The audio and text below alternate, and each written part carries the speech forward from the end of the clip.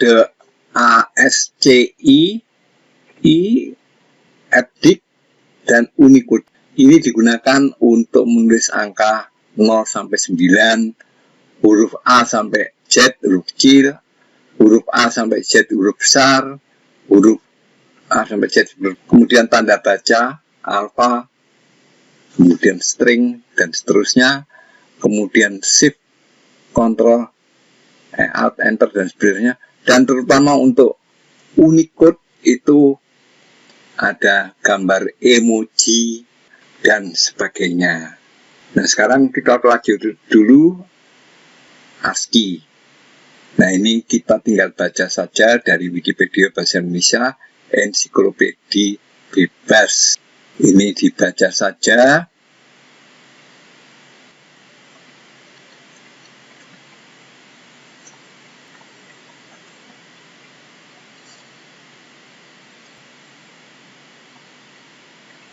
Kemudian keterangan mengenai EBCDIC itu juga dibaca. Kita bisa melihat ini pada ensiklopedia dari Wikipedia Bahasa Indonesia, ensiklopedia bebas. Kemudian Unicode ini adalah suatu standar teknis yang dirancang untuk mengizinkan teks dan simbol dari semua dan sebagainya dibaca. Pokoknya ini adalah jenis-jenis dari kode-kode yang digunakan pada komputer, juga pada gadget atau HP dan sebagainya. Ini perlu dibaca supaya ada pengertian mengenai kode-kode yang digunakan di dalam elektronika, di dalam komputer terutama ya, dalam software. Kodenya Unicode, gambarnya seperti ini adalah gambarnya Unicode. Sekarang kita akan pelajari namanya hardware. Untuk mempelajari hardware ini, kita juga bisa mempelajari dari Wikipedia yang ensiklopedia bebas di sini. Jadi, untuk lebih menambah ilmu, baca saja ini dari Wikipedia Bahasa Indonesia. Kemudian bisa diklik yang ada garis-garisnya ini untuk mengetahui apa yang dinamakan komputer, perangkat lunak, dan sebagainya. Bisa dipelajari. Kemudian kita lihat dulu ini dari Wikipedia Bahasa Indonesia, apa yang dinamakan komputer. Ini gambarnya di sini. Ini adalah komputer PC, personal komputer. Kalau sekarang umumnya sudah pakai laptop.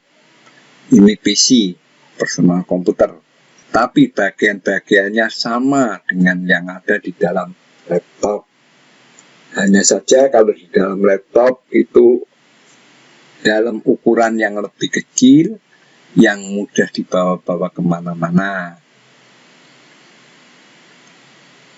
Jadi bagian-bagian komputer disebutkan ada monitor, kemudian papan induk atau motherboard.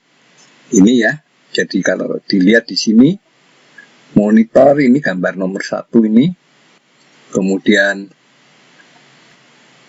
papan induk atau motherboard, ini gambarnya, nomor 2 ini, jadi ini semua, ini gambarnya motherboard, kemudian prosesor, di sini ada prosesor ini, kemudian slot ATA, Advanced Technology Attachment, kemudian ada RAM,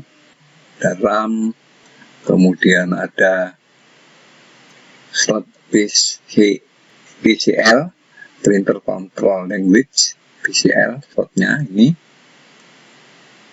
kemudian Power Supply Unit, kemudian penggerak cakram optis atau dinamakan CD drive 8, kemudian cakram keras atau CD, gambarnya CD, compact disc, kemudian keyboard ini, gambarnya keyboard, dan mouse yang ini, tahu semua ini.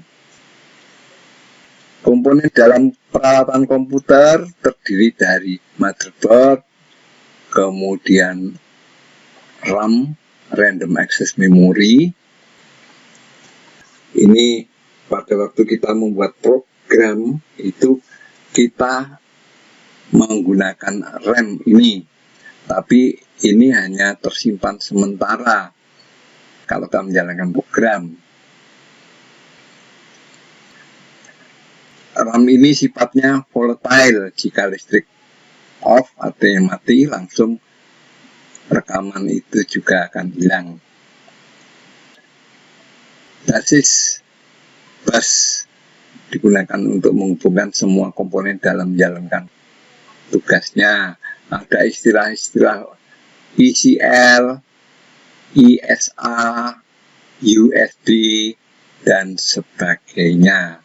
Anda bisa melihat atau mempelajari pada Wikipedia. Kalau ditulis di sini nanti tidak akan ada habisnya, terlalu banyak. Kemudian ROM, read only memory. Nah, program yang ditulis di ROM itu non volatile, artinya tidak terhapus kalau listriknya mati. Bisa dihapus, bisa, tetapi kalau listrik padam tidak bisa dihapus, tidak terhapus, tidak hilang. Kemudian CPU, Central Processing Unit, otak dari bagian utama komputer. PSU, Power Supply Unit atau pencatut daya. Kemudian pengontrol penyimpanan, ada istilahnya IDE, Integrated Development Environment, SCSI, kemudian SATA, dan lain-lain. Nah, ini bisa dilihat atau bisa dibaca kalau ingin mengetahui, memperdalam. Di dalam Wikipedia ada semua. Kemudian pengontrol penampilan video, biasanya ada yang namanya VGA dan sebagainya. Kemudian pengontrol komputer bus, misalnya paralel, jenisnya paralel, serial, USB, firewire. Kemudian untuk menyimpan data dan program itu bisa disimpan di CD, DVD, RW, floppy disk, disket, flash disk. Untuk menyimpan data dalam jangka panjang, kita simpan dalam hard disk atau disk array controller. Disk array controller untuk mengolah disk drive. Istilah RAID, Redundant Array of Independent Disk, dinamakan juga cache, blok memori untuk menyimpan data yang kemungkinan digunakan lagi, yang fungsi sebagai disk tambah. Sound card, kartu suara. Kemudian jaringan komputer untuk menghubungkan ke internet dan komputer lain. Ada istilah modem itu singkatan dari modulator, demodulator. Kemudian kartu jaringan, ada yang namanya domain, DSL ini domain specific language. Kemudian HDMI, high definition multimedia interface, untuk menghubungkan ke monitor atau televisi. Kemudian ada alat-alat lain namanya keyboard, mouse, trackball, joystick, gamepad, scanner, webcam, grafik tablet. Kemudian untuk mengeluarkan outputnya namanya printer, speaker, monitor. Mengenai laptop, baca di Wikipedia.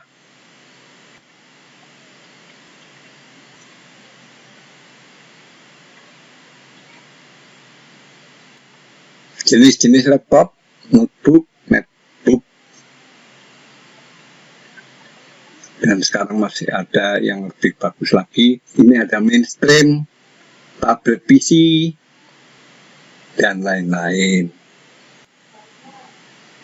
Tugas yang harus dikerjakan, Anda buat gambarnya atau klaster foto dari alat lain, yaitu keyboard, input keyboard, mouse, trackball, joystick, gamepad, scanner, webcam, grafik tablet. Kemudian apa gambarnya juga printer, speaker, monitor. Coba dicari gambarnya. Selanjutnya mengenai software atau perangkat lunak. Baca juga ini di Wikipedia supaya lebih jelas lagi. Baca di sana di Wikipedia bahasa Indonesia. Masih banyak lagi yang harus dipelajari. Nah, di sini ada gambarnya user application software. Apa ini? Ini adalah diagram yang menunjukkan bagaimana pengguna berinteraksi dengan perangkat dan sebagainya. Ini yang perlu diketahui atau untuk pengetahuan sebelum kita masuk di dalam pembuatan program.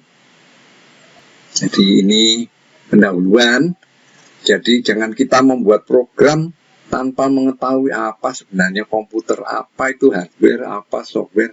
Nggak ngerti sama sekali, tahu-tahu ingin belajar membuat program. Nah, itu kurang ya. Jadi Anda harus mengetahui lebih dulu apa yang disebut hardware, software, dan bagaimana cara kerja komputer. Harus mengetahui itu kode-kode, haptic, US ASCII, dan sebagainya.